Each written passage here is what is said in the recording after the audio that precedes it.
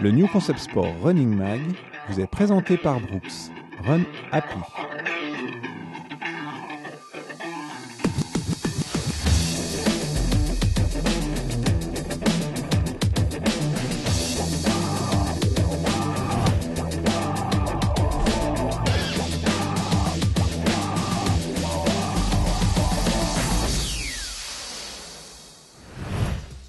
Il y a un petit air de vacances dans ce nouveau Running Mag, avec, surprise, une rubrique santé qui surfe sur une problématique bien dans l'air du temps et, surtout, beaucoup de dépaysement grâce à de superbes courses en montagne de notre beau pays roman.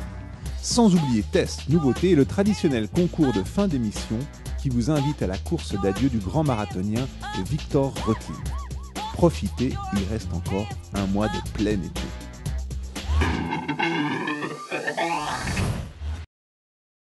Courir fait-il maigrir ? La question mérite d'être posée quand on sait que la perte de poids est l'une des premières motivations mises en avant par ceux qui se mettent au running.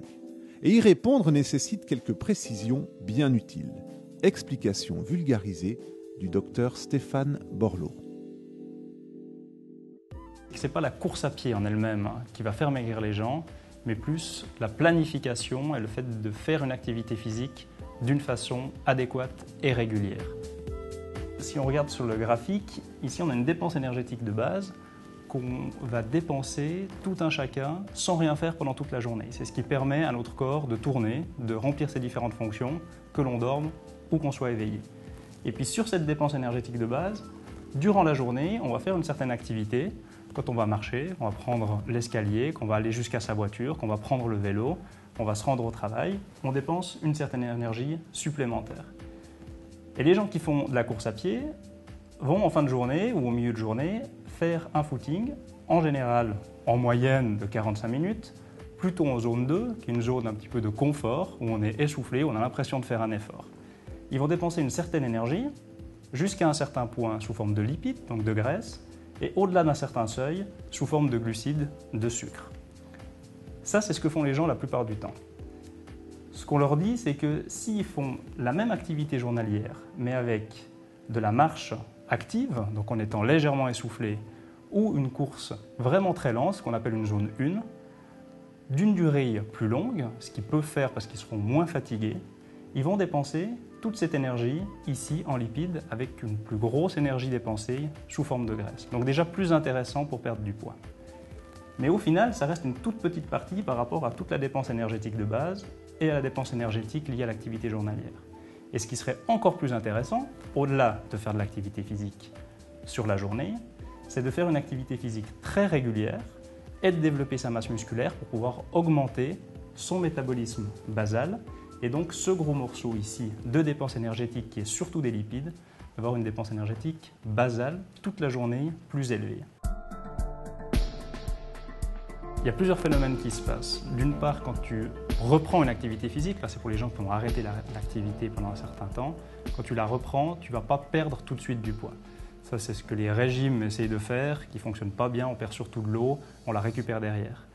L'activité physique va prendre les choses beaucoup plus en profondeur, beaucoup plus en détail, et on va perdre du poids de façon très régulière, mais il faut d'abord que tous les phénomènes se mettent en place. Et c'est surtout sur cette augmentation de l'activité ou de l'énergie basale qui prend un certain temps qu'on va perdre ensuite du poids. Donc ça prend un certain temps avant de voir les premiers effets. Ça peut être démoralisant au départ, mais il faut bien expliquer, bien se rendre compte que c'est un phénomène et un principe qui va agir sur le long terme et que c'est sur le long terme qu'on va vraiment perdre du poids progressivement, de manière durable, tout en maintenant une bonne masse musculaire.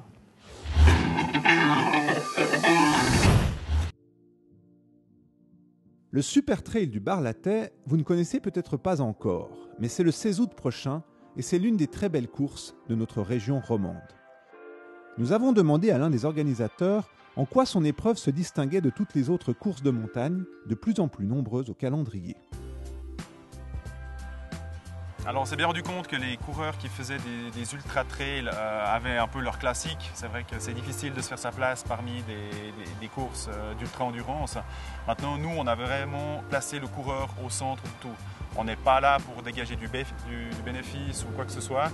Vraiment, tout est mis en œuvre, tout est investi pour le coureur, que ce soit en termes pour le parcours, pour le balisage, pour les infrastructures, que ce soit pour les prix souvenirs, les t-shirts, une dégustation de produits authentiques, les transports. Vraiment, on essaie d'offrir un service à 100% et vraiment de haute qualité.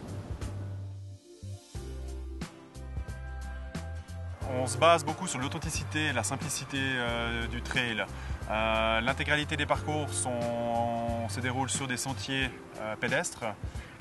C'est des sentiers qui amenaient en fait avant qui reliaient les chalets d'alpage. Donc il y a toute une charge émotionnelle avec ça parce que la personne qui était chargée de descendre des fromages de l'alpage à l'époque s'appelait en patois le barlatais. Alors un coureur qui souhaite participer à l'Ultra Trail du Mont Blanc doit avoir 7 points à son actif, mais il doit les avoir acquis en 3 courses.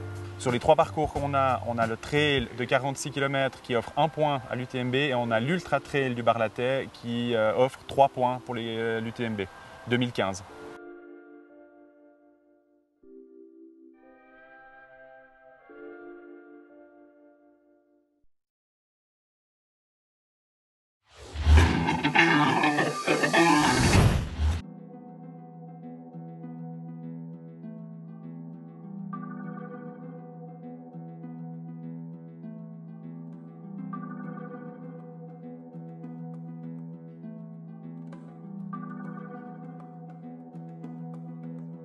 Alors pour moi, ce qui est important, c'est d'avoir un habit déjà que je ne sens pas.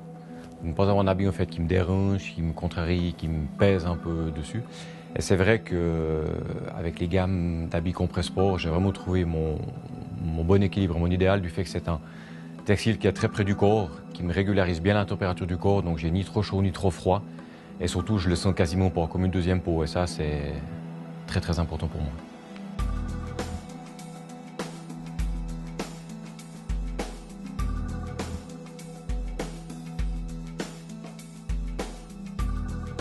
C'est un nouveau produit qui est assez récent dans la ligne Compressport. Simplement, ils ont voulu insérer des zones de compression totalement différentes pour apporter encore plus de confort pendant l'effort, un effet de ventilation supérieur à la ligne standard qu'on a connue chez Compressport. C'est ce qui est très très appréciable, c'est qu'on n'a pas cette sensation comparativement à d'autres textiles d'avoir un t-shirt sur soi qui est mouillé, qui commence à venir lourd, ou sensation de froid au bout d'un moment, sensation de trop chaud. C'est vraiment pour moi une deuxième peau. Dès que je porte le tissu, dès que je suis en mouvement, on voit très très bien si j'exagère vraiment mon mouvement. On voit vraiment bien ces inserts qui s'ouvrent. Et ce qui va amener cette ventilation et qu'on ait encore plus rapidement la peau sèche. Et surtout, dès qu'on est en arrêt, automatiquement, on n'aura pas cette sensation de frisson, comme on pourrait peut-être l'avoir avec certains t-shirts, comme malheureusement qui sèchent beaucoup moins rapidement. Concernant le bas que Patrice porte aujourd'hui, ça c'est vraiment une ligne trail. Ce qu'elle a comme particularité, c'est que déjà, elle a une très très grande bande élastique qui va venir apporter un très bon confort dans la zone qui est souvent mise à contribution pendant l'effort. On n'a pas un zip ou un mode de serrage, donc ce qui est vraiment très très agréable. Et ce qui est vraiment très intéressant, c'est qu'ils ont mis un empiècement pour pouvoir, dès qu'on est en train de faire du trail, plutôt dans les montées, d'avoir cette possibilité d'avoir cette adhérence en positionnant les mains dans le mouvement. Pour moi qui suis amateur, tous les détails sont importants. On essaie de mettre un petit peu toutes les choses de son côté pour être le mieux possible. Et c'est vrai que d'avoir des habits qu'on ne sent pas et qui n'ont pas cette sensation ni trop chaud ni trop froid, c'est très très important et on se sent beaucoup mieux.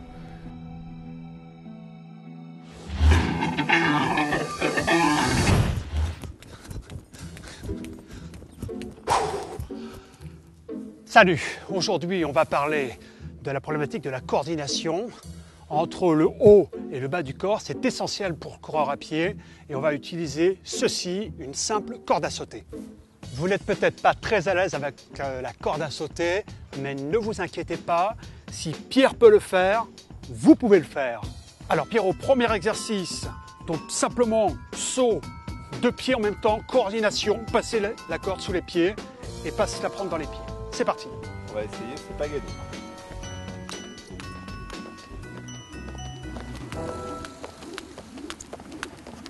Alors Fred, explique-moi un petit peu quel est l'intérêt pour le coureur de ce type de travail, pas forcément évident.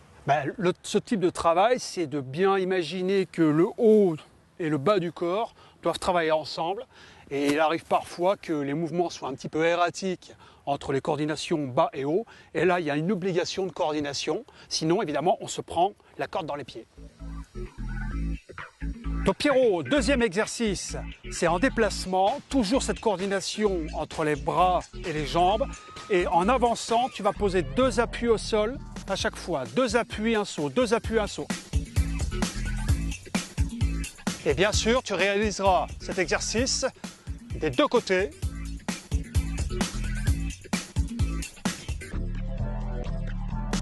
Troisième exercice, cette fois-ci, c'est saut d'un pied sur l'autre, au début sur place et progressivement, tu vas chercher à prendre de la vitesse. Allez, goal, c'est parti.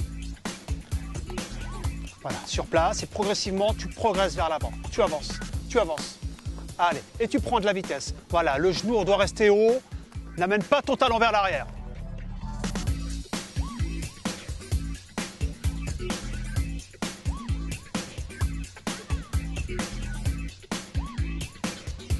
Ce type d'entraînement avec la corde à sauter est à réaliser 2 fois par semaine en réalisant 3 fois chaque exercice sur une distance d'environ 30 mètres à chaque fois.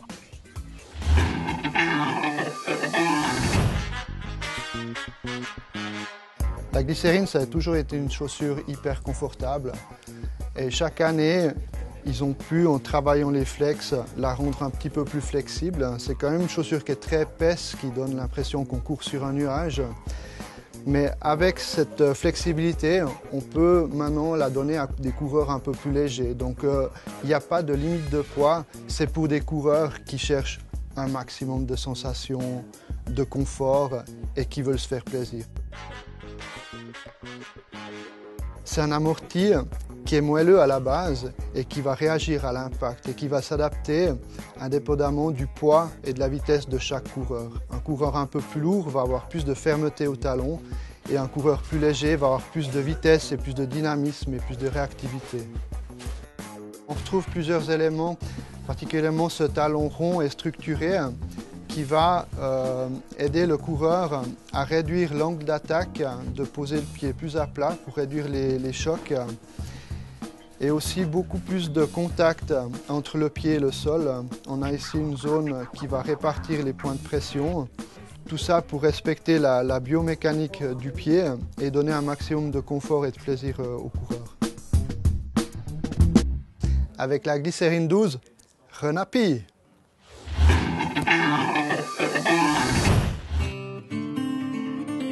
Nous vous parlions le mois passé de la perspective du trail Verbier-Saint-Bernard et de ce petit parcours de 29 km entre Lide et Verbier, destiné avant tout aux populaires désireux de découvrir le monde du trail en douceur.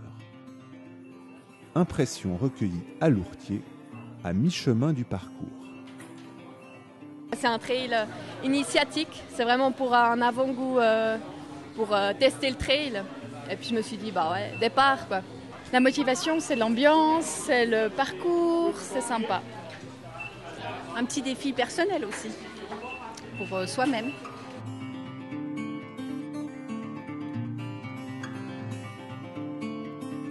Est-ce que c'est tranquille, c'est pour vous la porte d'entrée vers une plus grande distance un jour en trail? Peut-être pas une plus grande distance, mais d'autres courses qui sont mythiques comme Sierzinal. J'ai fait Sierzinal l'année passée, puis là je me suis dit bon bah je vais essayer un trail parce que Sierzinal c'est une course de montagne. Là c'est un trail, c'est une autre ambiance quoi. C'est quoi la différence avec un Sierzinal justement? Bah déjà là on a les bâtons, ça aide beaucoup. On marche plus, ouais. Bah, il y a plus de montées donc. Est-ce qu'après avoir fait ces distances, on se dit que peut-être un jour on fera peut-être un 60 km par exemple? Ouais, possible, ouais. Ouais. C'est vrai que ça semble moins lointain, moins fou, quoi.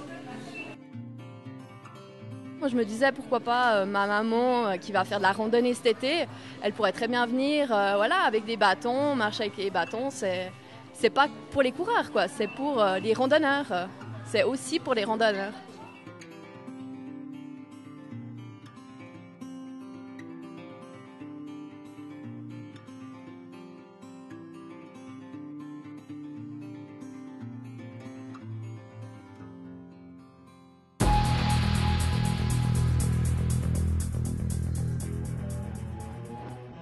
Voici le nom des 3 vainqueurs du concours du mois dernier qui ont tous découvert que la marque Saucony avait la particularité de ne produire que des chaussures de running.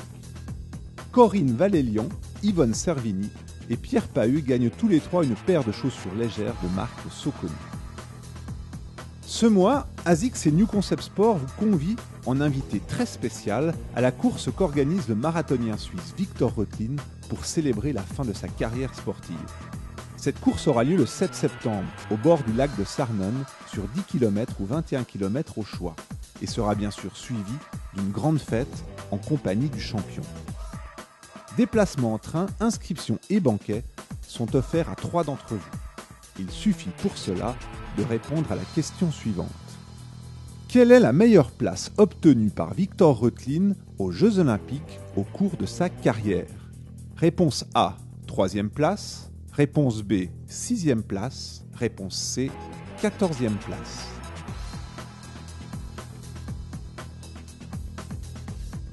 Envoyez vos réponses à l'adresse mail mag@ncsport.ch.